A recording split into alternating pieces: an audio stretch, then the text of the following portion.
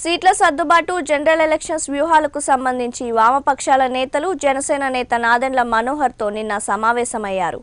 సార్వత్రిక ఎన్నికల్లో రాష్ట్రంలోని 26 శాసనసభ స్థానాలు 4 లోక్సభ స్థానాల్లో పోటీ చేయాలనుకుంటున్నట్లు ఉభయ కమ్యూనిస్ట్ పార్టీలు జనసేన ముందు ప్రతిపాదన ఉంచాయి. ఏపీలో సిపిఐ సిపిఎంతో మాత్రమే ఎన్నికల పొత్తు ఉంటుందని జనసేన ఇప్పటికే ప్రకటించిన నేపథ్యంలో ఏ పార్టీలు ఎన్ని స్థానాల్లో పోటీ చేస్తాయనే అంశంపై చర్చ జరుగుతోంది.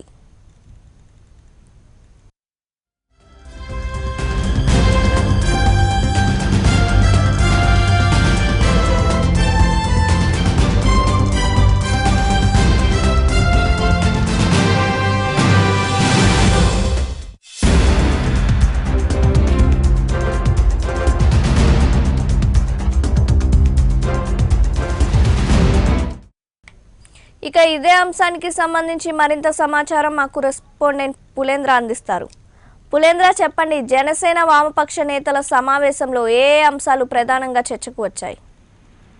మౌనిక, నిన్న సాయంత్రం జనసేన అధినేత పవన్ కళ్యాణ్ సూచనల మేరకు జనసేన నాయకులు నాదెండ్ల మనోహర్, అదేవిధంగా వామపక్ష నేతలు ఎవరైతే మధు, రామకృష్ణ నిన్న సాయంత్రం జనసేన పార్టీ రాష్ట్ర కార్యాలయంలో భేటీ కావడం జరిగింది. ముఖ్యంగా 2019 ఎలక్షన్ లో ఏ విధంగా ముందుకెళ్లాలి, సీట్ల సర్దుబాటు విషయంలో ఈ భేటీ జరిగినట్లు మనకు తెలుస్తా ఉంది.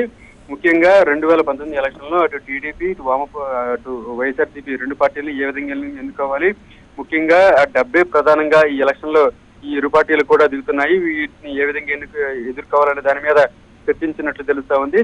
తోడు ఎలక్షన్ లో ఏ అంశాల మీద మేనిఫెస్టో తయారు చేయాలి, ఉమ్మడిగా ఎటువంటి ఎజెండా తయారు చేయాలనే దాని మీద కూడా ఒక నిర్ణయానికి రావడం జరిగింది. గతంలోనే ఈ రాష్ట్ర నేతలు పవన్ కళ్యాణ్ తో కూడా భేటీ కావడం జరిగింది. సీట్లు ఇరు పార్టీలకు సీట్ల పంపకాల విషయంలో ఒక కొలిక్కి వచ్చినట్లు తెలుస్తోంది.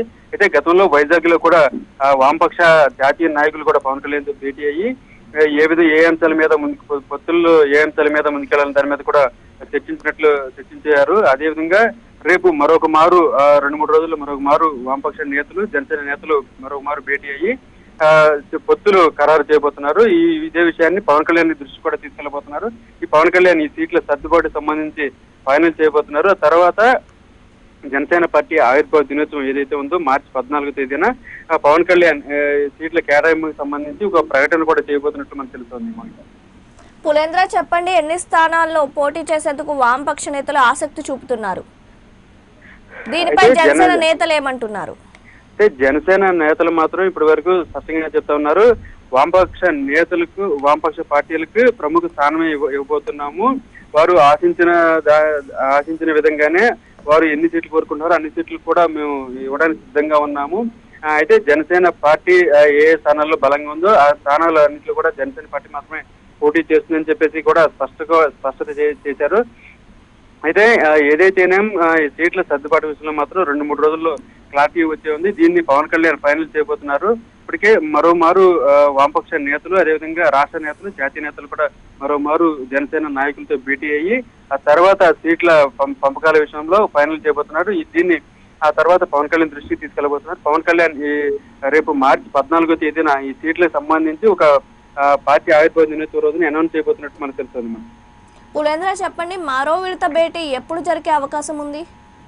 2-3 రోజుల్లో ఈ భేటీ ఉండబోతున్నట్లు తెలుస్తోంది. విజయవాడ కేంద్రంగా వామపక్ష నేతలు, అదేవిధంగా ఈ భేటీకి రాష్ట్ర నేతలతో పాటు జాతీయ నేతలు కూడా హాజరు కాబోతున్నారు. ముఖ్యంగా ఇటు వైసీపీ, టీడీపీ రెండు పార్టీలను ఏ విధంగా ఎదుర్కోవాలి, సీట్ల పంపకాల విషయంలో ఎటువంటి వ్యూహాలు రచించాలనే దాని మీద కూడా మరోసారి భేటీ కాబోతున్నారు.